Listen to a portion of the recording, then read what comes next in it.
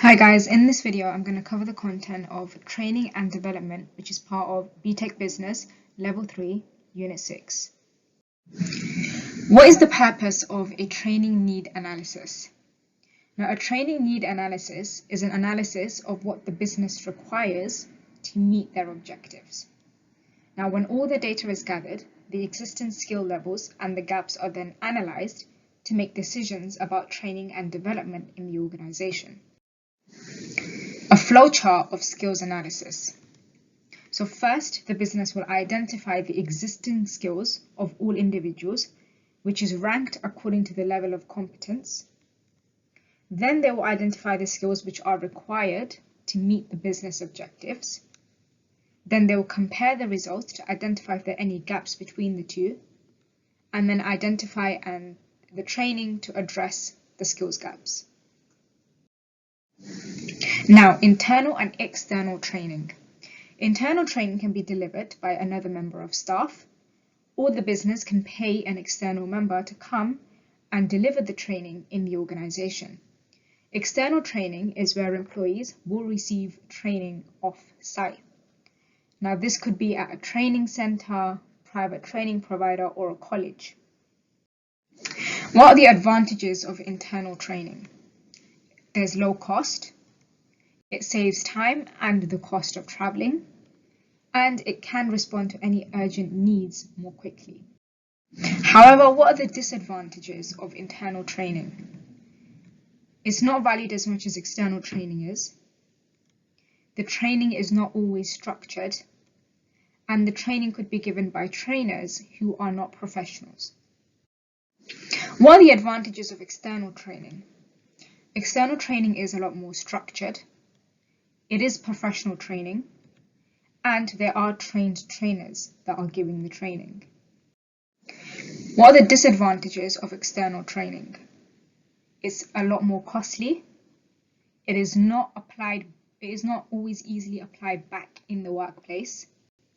It's often too generic, or is often quickly forgotten. On the job and off the job training. Now, training that is on the job is where the situation and the equipment used in the training is used in the real life situation, so it's a lot more easier for them to learn. Off the job training can be training away from your normal work areas due to activities that are used in the training. For example, if they use stimulation in the training, then that would be done off the job. What are the advantages of on-the-job training? Rapid response. You're using familiar equipment.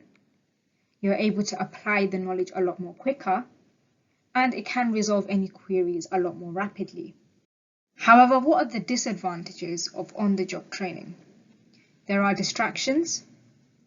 There's pressure of work building up, and it's a missed opportunity to network with people from other businesses. What are the advantages of off-the-job training? The employees can try out new ways of using different equipment. There's less likelihood of any distractions, and it will allow people to learn from others. What are the disadvantages of off-the-job training? They might be using unfamiliar equipment. There is a stimulated environment. It may be difficult to identify questions which may arise when they're trying out new techniques, and traveling will take up a lot of time and cost. Mentoring. What's the role of a mentor? The role of a mentor is to evaluate, upskill or reskill the employees, support the employees, guide the employees, give them honest and constructive feedback, advise them in any manners, monitor their progress, and enable goals, give them goals and set them goals. What's coaching? Now, the coach will need to have required skills in order to make sure that they can challenge the coachee, listen actively, paraphrase, refrain from giving any opinions and advice from their end, ask any questions, help provide focus, encourage autonomy, encourage problem solving, and enable goal setting. Now, the role of a coach is to encourage the individual to find solutions and resolve their own problems. So the coach will encourage them to reflect on the issue and consider it from a different point of view, but making sure that they don't impose any of their opinions on the employee. There are many coaching models, but the used one is the GROW model, which they can use to help the individual break down their own problems. So first, they'll look at what the goal is. Then look at the reality of the situation. Are there any obstacles? Are there any different options that the employee could consider? And then look at the way forward. The effectiveness of training. To measure the effectiveness of the training, the employees might have an updated skills audit to measure their progress.